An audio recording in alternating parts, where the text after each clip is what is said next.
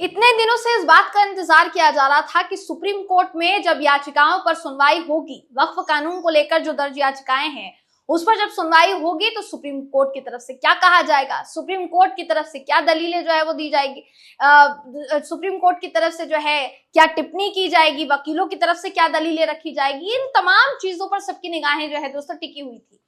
17 अप्रैल को दूसरे दिन की सुनवाई में सुप्रीम कोर्ट में बहुत कुछ हुआ, जिसे एक तरीके से देखा जाए तो वक्फ बोर्ड से जुड़े तमाम याचिकाकर्ताओं के लिए, एक दूसरे पक्ष के लिए जो चाहता है कि वक्फ कानून रद्द हो जाए, उस पक्ष के लिए राहत भरी खबर जो है दोस्तों सामने आई है सुप्रीम कोर्ट से। देखिए, सुप्रीम कोर्ट की बात की जाए तो सुप्रीम कोर्ट में 16 अप्रैल को भी सुनवाई हुई थी और सीजेआई संजीव खन्ना ने कई टिप्पणियां इस पूरे मामले पर की थी। 3 ऐसे अहम पॉइंट्स बताए जा रहे थे जिस पर सीजेआई संजीव खन्ना जो है फैसला सुना सकते हैं। ऐसा कहा जा रहा था कि 17 अप्रैल को हो सकता है मामले पर, कानून पर स्टे जो है वो लग जाए। अब स्टे लगा कि नहीं, क्या क्या कहा सीजेआई संजीव खन्ना ने, सरकारी वकील सॉलिसिटर जनरल तुषार मेहता ने क्या क्या कहा, ये सब कुछ इस खबर में आपको बताएंगे। आखिर तक इस वीडियो को आप जरूर देखिएगा। दोस्तों नमस्कार, मेरा नाम है जयंती झा और आप देख रहे हैं दी घंटा। दोस्तों, सॉलिसिटर जनरल तुषार मेहता केंद्र सरकार की तरफ से सुप्रीम कोर्ट में सुनवाई के लिए पेश हुए। सीजेआई संजीव खन्ना की बेंच मामले पर दूसरे दिन भी सुनवाई कर रही थी।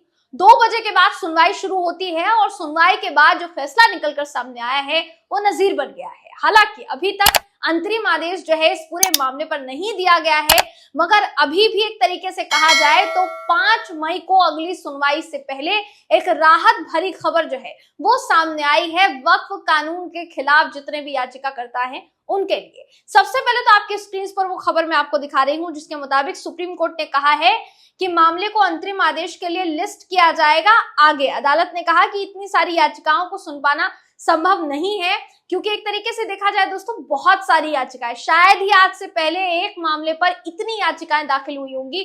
70 से ऊपर याचिकाएं सिर्फ और सिर्फ वक्फ कानून के खिलाफ दर्ज हुई थी और उन तमाम याचिकाओं पर सुनवाई करते हुए सुप्रीम कोर्ट ने अगली सुनवाई की तारीख 5 मई को तय की है। 5 मई से पहले 7 दिन के अंदर अंदर देखिए सुप्रीम कोर्ट ने जवाब दाखिल करने के लिए समय दिया है केंद्र सरकार को। केंद्र सरकार ने ये जवाब देने के लिए समय जो है मांगा 7 दिन का, कि हमें 7 दिन का वक्त चाहिए होगा और 7 दिन में हमें, क्योंकि डॉक्यूमेंट्स बहुत सारे पेश करने होंगे, बहुत सारे सबूत पेश करने होंगे, उसके लिए 7 दिन का वक्त हमें चाहिए माय लॉर्ड। सुप्रीम कोर्ट ने मना नहीं किया, लेकिन सुप्रीम कोर्ट ने कहा कि 7 दिन का वक्त आप लीजिए, मगर इस 7 दिन के भीतर भीतर आपने जो संशोधन कानून में किए हैं उसे आप लागू नहीं करेंगे। ये बहुत बड़ी राहत है जो फिलहाल के लिए, थोड़े ही समय के लिए सही, मगर दी है मुस्लिम पक्ष को। आपकी स्क्रीन पर सबसे पहले तो वो खबर मैं आपको दिखा रही हूँ, जनसत्ता की खबर है जो कहती है कि दूसरे दिन याचिकाओं पर लगातार सुनवाई जारी रही। सॉलिसिटर जनरल तुषार मेहता ने जवाब दाखिल करने के लिए अदालत से 7 दिन का वक्त जो है वो मांगा। सॉलिसिटर जनरल ने भरोसा दिलाया कि सुनवाई की जो अगली तारीख होगी, वक्फ बोर्ड या वक्फ परिषद में कोई सदस्य तब तक नहीं जोड़ा जाएगा। सुप्रीम कोर्ट ने बयान को रिकॉर्ड पर लिया है दोस्तों, इसलिए बयान से पलटा नहीं जा सकता। यह भी कहा गया है कि सरकार की ओर से जवाब दाखिल करने के बाद 5 दिन का समय जो है वो याचिकाकर्ताओं को दिया जाएगा। यानी जब 7 दिन के भीतर भीतर जवाब अपना दाखिल कर देगी केंद्र सरकार, तो 5 दिन का वक्त दिया जाएगा। वक्फ बोर्ड के खिलाफ जितनी भी याचिकाएं लगाई हैं याचिकाकर्ताओं को दिया जाएगा, पक्ष को दिया जाएगा कि आप अपना पक्ष जो है वो रखिए, और उसके बाद ये तय होगा कि 5 मई की सुनवाई में क्या क्या होने वाला है। अगली सुनवाई 5 मई को जो है तय की गई है। 5 दिन का वक्त याचिकाकर्ताओं को मिलेगा जवाब दाखिल करने के लिए। देखिए, वक्फ याचिकाओं की सुनवाई करने वाली बेंच में सीजेआई संजीव खन्ना, जस्टिस संजय कुमार और जस्टिस केवी विश्वनाथन की जो बेंच है इस पूरे मामले की सुनवाई कर रही थी। अगर इन याचिकाओं की बात की जाएगी कि किन किन ने ये जो याचिकाएं हैं ये दाखिल की सुप्रीम कोर्ट में, तो मैं वो आपको बताना चाहती हूँ। ये याचिकाएं एआईएमआईएम प्रमुख असदुद्दीन ओवैसी, आम आदमी पार्टी विधायक Amanatullah Khan, Association for the Protection of Civil Rights Arshad Madani, Samastha Kerala Jamiatul उलेमा अंजुम कादरी, तैयब खान सलमानी, मोहम्मद शफी, मोहम्मद फजलुर रहीम और आरजेडी नेता मनोज कुमार झा, इन्होंने ये जो याचिकाएं हैं ये सुप्रीम कोर्ट में दायर की। इनके अलावा टीएमसी सांसद महुआ मोइत्रा और समाजवादी पार्टी के नेता जियाउर रहमान बर्क, इनकी तरफ से भी याचिकाएं जो हैं वो दायर की गई, लेकिन नई याचिकाओं को जो है लिस्ट किया गया है। ये भी कहा गया कि कुछ याचिकाएं ऐसी हैं जिनको रिट के तहत देखा जाएगा, क्योंकि तमाम याचिकाओं पर सुनवाई करना ये असंभव है। 110 से 120 फाइलें पढ़ना ये अभी हमारे लिए संभव नहीं है। ऐसे में 5 ऐसी मुख्य आपत्तियां जो याचिका के जरिए आप कोर्ट के पटल पर रखना चाहते हैं, उन 5 याचिकाओं को आप खुद तय कीजिए और उसके बाद हमें बताइए कि 5 याचिकाओं पर आपको क्या फैसला लेना है।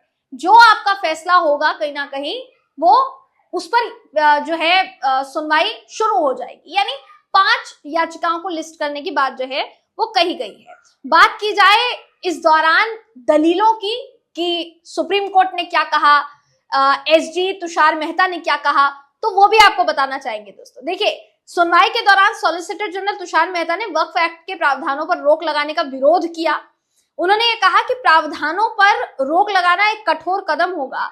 वक्फ कानून के विरोध में देश भर में मुस्लिम समुदाय ने जिस तरीके से विरोध प्रदर्शन किया दोस्तों, पहले दिन जब सुनवाई हुई थी इस पूरे मामले पर, तो सुप्रीम कोर्ट ने हिंसा जो हो रही है वक्फ कानून को लेकर उस पर बहुत चिंता जताई थी और साफ तौर पर यह कहा था कि ये सही नहीं है कि वक्फ कानून को लेकर अगर हिंसा हो रही है देश भर में तो ये सही नहीं है। लेकिन जिस पर केंद्र सरकार ने भी पलटवार किया था और पलटवार करते हुए कहा था कि ये सही नहीं है, क्योंकि अगर आप हिंसा का इस्तेमाल कानून को रद्द करने के लिए, दबाव बनाने के लिए कर रहे हैं तो ये कहीं से कहीं तक सही नहीं है। अब जब सुनवाई हुई तो सुनवाई के दौरान हिंदू सेना प्रमुख विष्णु गुप्ता की तरफ से अदालत में एडवोकेट वरुण कुमार सिन्हा पेश हुए थे। इन्होंने कहा कि आज सुप्रीम कोर्ट में भारत के सॉलिसिटर जनरल ने स्पष्ट रूप से कहा कि नए संशोधन अधिनियम के तहत वक्फ परिषद या बोर्ड में कोई नियुक्ति नहीं की जाएगी। सॉलिसिटर जनरल ने यह भी कहा कि सरकार अगली सुनवाई तक रजिस्टर्ड और वक्फ बाय यूजर संपत्तियों को डिनोटिफाई नहीं करेगी। एसजी ने यह स्पष्ट कर दिया कि सरकार किसी के भी खिलाफ नहीं है। यानी कुल मिलाकर सरकार का जो बचाव है दोस्तों वो किया जा रहा है। मगर ये कहा जा सकता है कि अगर आप वक्फ कानून की बात करेंगे तो सुप्रीम कोर्ट में एक राहत भरी खबर वक्फ कानून के खिलाफ खड़े उस हर शख्स के लिए है जिसने सुप्रीम कोर्ट का दरवाजा खटखटाया, जिसको शायद ये उम्मीद थी कि सुप्रीम कोर्ट में न्याय मिलेगा। अब सुप्रीम कोर्ट ने जो कहा है उस पर अगली सुनवाई 5 मई को तय की गई है।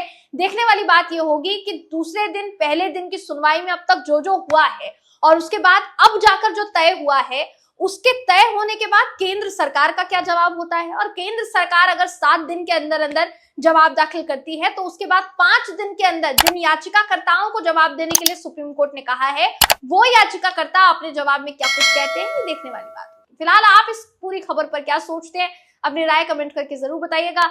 अगली वीडियो में मैं आपसे फिर मिलूंगी, तब तक के लिए नमस्कार।